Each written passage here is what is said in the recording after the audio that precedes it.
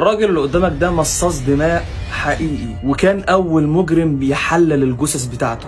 السلام عليكم. بص، كل اللي هتسمعه في الفيديو ده حقيقي علشان ما تستغربش. خلينا نخش في الفيديو على طول ويلا بينا. جون جورج اتولد سنة 1909 في انجلترا. اتولد في أسرة متدينة جدا، وده خلى طفولته صعبة شوية من حيث انه ما كانش بيلعب كتير مع الأطفال. جون برضه كان متفوق جدا في دراسته. لما كبر دخل كلية الهندسة وتخصص في مجال الميكانيكا، ولكن بعد ما اتخرج بفترة ساب شغله واشتغل في مجال العقارات والتأمين. وبسبب ذكائه كان بيضحك على الناس ويبيع لهم بيوت رخيصة بسعر عالي جدا، علشان كده اتقبض عليه واتسجن بتهمة الاحتيال. وفي سنة 1936 هاجر للندن واشتغل هناك شغلانات كتير، وبرضه دخل السجن كتير. وبسبب دخوله المتكرر للسجن اتجه لعالم الاجرام. اول جريمه قتل لجون كانت سنه 1944. استدرج مديره السيد ويليام للجراج بتاعه، وبعدين خبطه بالشاكوش على راسه من ورا وقتله. وبعدين راح جاي مقطع شرايينه علشان الدم يتصفى، وشرب الدم كله. لما صفى الدم بتاع المدير راح جاي مقطع الجثه ورماها في حمض الكبريتيك المركز، وده علشان يحلل الجثه ويخفي كل الادله. بعدها بفتره والد المدير لاحظ اختفاء ابنه، علشان كده راح لجون يساله عليه. راح جون استدرجه هو ومراته اللي هي ام المدير وقتلهم بنفس الطريقه وشرب دمهم كامل. ولما خلص راح مقطع الجثتين ورماهم في حمض الكبريتيك.